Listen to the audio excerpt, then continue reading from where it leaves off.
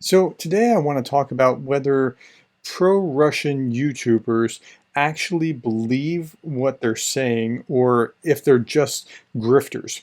I get this periodically where people will say, well, they can't really believe this. Of course they don't believe this. They're on the Kremlin's payroll or some such kind of comment. And I'm not so sure. Now, I've done a lot of reaction videos. So here's the editor of RT, here's Tucker Carlson, here's Scott Ritter, here is Seymour Hersh, Scott Ritter again, McGregor, Richard Medhurst, the guys from the Duran and Reacted. Okay, so you see that. And so I'm just trying to, I do these reaction videos because I want you to hear what they're saying, the legitimate things that they're saying, which often reflect RT, and then hear a response to that.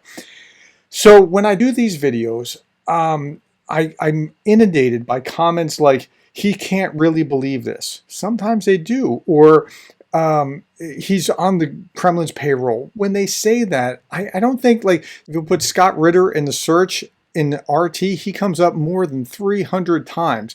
Scott Ritter loves everything Russian. And so I think he's a true believer, but I'm not so sure about other people. And then there's another category of people who are just plain mean, and you couldn't convince them. If you told them that 2 + 2 is 4, they still wouldn't believe you when they do stupid stuff like this.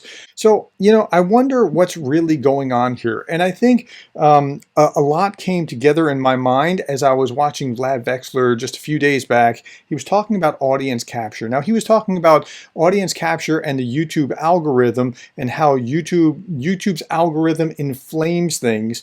And I thought, yeah, you know what? He's onto something here. I told the story the other day, but it's worth repeating. I was at the pool the other day with some friends. It starts to rain. We get under an umbrella, which is ironic for being at the pool, but you have to get out of the pool, and then you don't want to be wet when you're not in the pool itself. And so we're huddled under this umbrella, and my kids start playing telephone with their friends. And so I commented, I quipped that, they should call telephone social media. So the game of telephone is you say something and they say something to someone else, to someone else, to someone else, to someone else, and to someone else. By the time it gets back to you, the message has changed. It's morphed somehow. And it's often kind of funny, but social media does that as well. Social media has another really profoundly perhaps negative effect, and I think Vlad was hitting on it, where if you're trying to grow, if you're trying to be bigger, if you're trying to whatever, you can get very often caught up in what's called audience capture. So audience capture is this. It means that a performer is changed and becomes trapped by the demands of his or her audience. So he might have started out saying X, but the audience really is pushing them to say Y and Z and something else, right? Because the audience is kind of pushing them that direction. Now, I understand how this works because speaking about Ukraine, I know that a lot of my viewers are on the left side of the political spectrum, and I'm on the right side of the political spectrum. I'm a conservative. And so periodically I'll get somebody who will say, well, don't talk about politics again in America or I'm not going to watch. Sorry, if it applies to what's going on in Ukraine, I feel like I have to bring it up. Stop talking about Trump. Look, Trump's not my guy, but I'm not going to stop talking about him where it applies. Now, I'm not talking about tax cuts or other issues between political parties. That's not the point. But where it applies, and so the audience would try to tell me that sometimes, or tone down this talk about being a conservative. This is who I am. So that's their attempt at audience capture. Now, if I really wanted to grow more than anything else, I would tamp that down and I would talk about whatever it is that the audience wants, and I would magnify whatever they want. But I'm not going to do that, and there's a reason for it, and we'll talk about this in just a moment.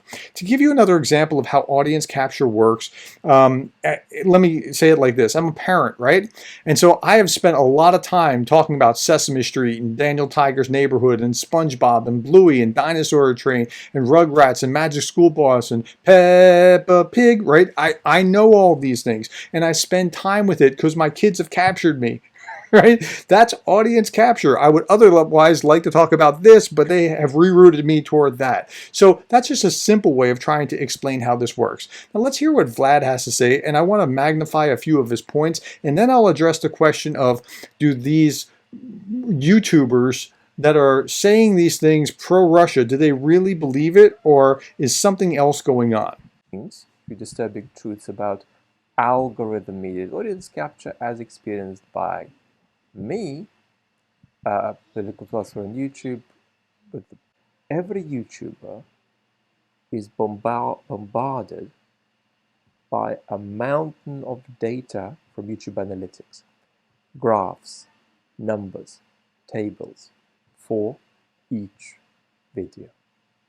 There are encouragements, but there are also discouragements in the form of gray arrows. Probably a majority of sizable YouTubers I've spoken with have at some point had very dark thoughts and suicidal ideation in connection with the fortunes of their channel in the algorithm.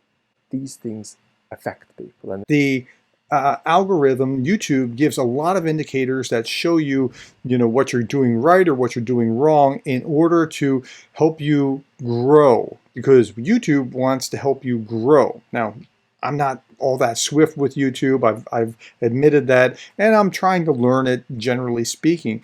But that's a good and a bad thing simultaneously. Add on top of that the viewer comments who are trying to direct you one way or another, and now you've got a recipe for something that could take you places that you don't necessarily want to go. Inevitably, this has a psychological effect. It's impossible to lose sight of every little way in which you're winning with your audience, and every little way in which you're losing with it or losing it. And data often offers dozens of daily incentives to tweak your message to boost views and, to a certain extent, earnings.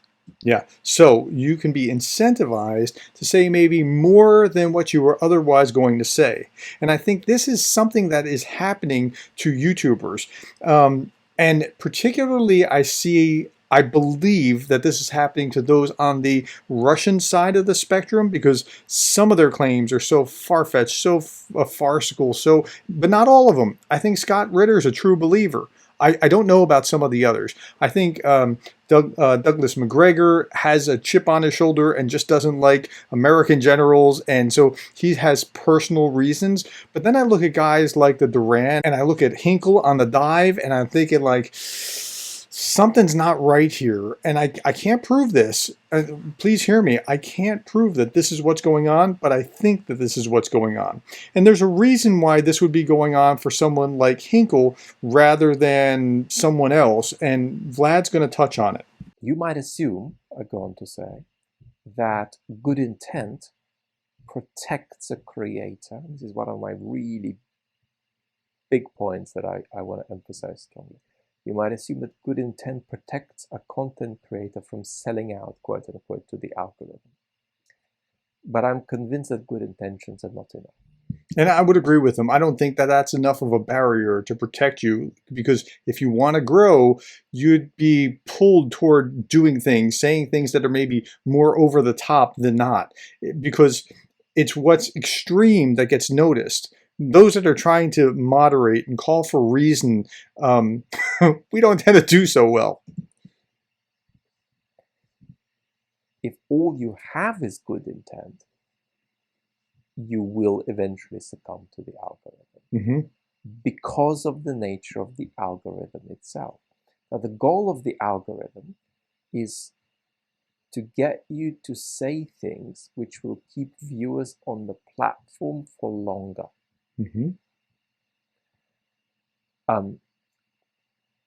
In other words, the goal of the algorithm is not in itself malign, but in practice, it leads to several things. It leads to creators getting a lot more definite about their views. Their views become their previous views on steroids. But much more importantly, what happens is that it leads creators to adopt new views to appeal to new viewers.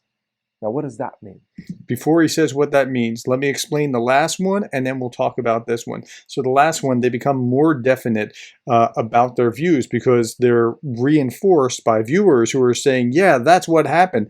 And if they simply say, look, I don't know, here are the facts, I don't know if this happened, but these are what we can see, that's not nearly as appealing as this is clearly what happened, they did it, it's them, and I can show you here, it's them, they did it, right? So when you become more extreme, you become more desirable and you draw more views, generally speaking. And so that can become a danger. Now, the second danger he's about to unpack. Well, remember that if you want to grow your YouTube channel, you need to appeal to viewers outside of your audience bubble. But the algorithm determines who views your videos, only showing them to people in adjacent bubbles. And that is the way that YouTube works. So if you're already talking about, let's take the pro-Russian YouTuber, and you're hateful about Ukraine in this way, they'll show you the people that hate Ukraine in that way and hate Ukraine this way, and then they'll continue to grow and grow and expand. So the more extreme that they are, the more they keep expanding into these multiple bubbles and they grow their audience. Now, the trick is, if you really want to grow your audience, that's the kind of thing that is very likely to happen. And it can happen to pro-Ukraine YouTubers as well if they're not careful. So if you want to grow, you need to produce content which appeals to these adjacent bubbles. So for instance, if you take as a content creator, as a political broadcaster on YouTube, positions A and B, the algorithm will encourage you to take position C because the audience who believes A and B also believes C. Now, the algorithm isn't prompting you to do that exactly, but the algorithm will reward you if you go beyond where you are and become more extreme. It doesn't do anything, it doesn't reward you for moderating. And this is often quite extreme. For instance, this is an example that's from real life.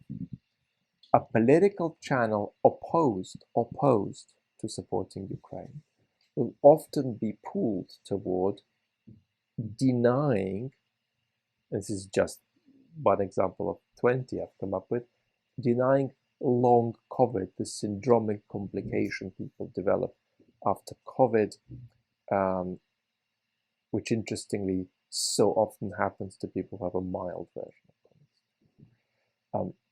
So analytically, there's absolutely no connection between the two. I mean, there's just absolutely no connection. One's about pandemic policy and public health management. The other is about whether you arm a country on your continent or in another continent. What have they got to do, right? But it's possible that the algorithm will keep pushing you to link into your message that position C, even though it's a position with which you didn't start. And this drift happens incrementally and subconsciously, I think. And now he's right about this, and you get out of your lane and expand into things where you're not an expert, but where you start to grow because other people in a next bubble over from you are already there, and they're kind of sympathetic to your message maybe anyway. So that's the kind of thing that's happening. Now, what you normally see is not people saying, oh yes, I'm going to triple my views and that way adjust my views, my beliefs. What you typically see is a series of tiny and small imperceptible adjustments that for most people are a product of the subconscious. Right? There is never a decision point. Right? And it's helpful to visualize taking 1,000 steps forward, and for every 1,000 steps, just adjusting by half a degree you're headed. If you walk every day and you make that tiny adjustment, 6 months later, you'll be walking in the opposite direction. Right? Mm-hmm. And I have seen over the course of probably 12, 18 months, YouTubers do that absolute turnaround. And when that happens, it's not even clear how to begin answering the question, do they believe what they're saying? Because they said, not A, and now they're saying A. Do they believe what they're saying? And I think oftentimes they believe what they're saying. And I think that's probably explanatory for some of the folks that we know about, like those that I've been arguing with. I think Redacted might be in that camp. I don't think Scott Ritter's in that camp. Medhurst maybe. I think McGregor has personal issues. I think when we look at Seymour Hersh, he's happily ensconced in his position and can't see anything else. But I don't know about the Duran, and I don't know about Hinkle. And so they're in different places, but I think in order to grow larger and larger and larger, there may have been compromises that have been made. Now, you'd say, well, yeah, can't that happen to the other side? Of course, it can happen to pro-Ukraine YouTubers as well. And we'll talk about that, and we'll talk about how to not let that happen. And let's go back to Vlad and hear a little bit more of what he has to say.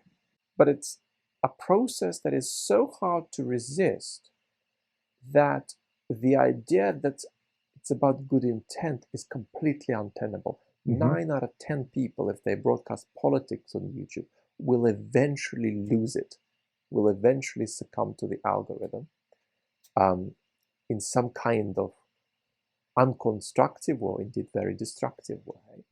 And the only way if they don't, the only way they're not going to succumb like that is if they maintain an extraordinary stability in the way they go about this. And that is a certain constitutional psychological quality that is much rarer than good intent. Heck of a lot of humans have good intent. Now, I would add to that, I think there's something more. So here are some pro-Ukraine YouTubers, and we were just listening to Vlad. Because Vlad's a philosopher, I think he's a little safer than others. He thinks about how to think. Like, that's what he does, and he's got the academic training that's in there. For me, I am not nearly as interested in the number of followers. I'd like more, but I mean, I want to spread the message, but that's not nearly as important as my academic reputation and my integrity, right? So because I'm a professor, like this is what I do, that's what I do in real life. I have a reputation that I have to maintain. I think it's the same probably when you're looking at Anders Puck Nielsen. He has a professional reputation that he has to uphold. Anna from Ukraine is also an academic administrator. She has that kind of reputation. So I think those kind of things hold others in place. Now, some YouTubers, I don't know that they have those checks in place. That doesn't mean that they're going to go wrong, but whether they're pro-Russian or pro-Ukraine, I know that that tug is there, and depending on how badly they want to grow, the tug could be worse and worse. So what I would do is look at the number of viewers and see just how awful or extreme the YouTuber is. And if they have a very high number of viewers and their views are very extreme, it's possible, not necessary, but possible that audience capture has inflamed what they originally said and made them more extreme over time. So the way that you check that is you go back a year or two, or however far you can go back, and see what they were saying. Were they rational and reasonable then, and they have changed over time? If so, it's likely audience capture. Okay, that is about the end of the development of how much I can answer the question of whether folks like the Duran or Tucker Carlson or the editor of RT or Scott Ritter do they really believe what they're saying, or are they sellouts to Moscow, or are they just grifters? Now, I think a lot has to do with audience capture. Now, I could be wrong. If I'm wrong, I'd love to hear it. Put it in the comments below. Regardless, whether I'm right or wrong, I hope it helps you think and try to understand what's going on and why people are saying what they're saying.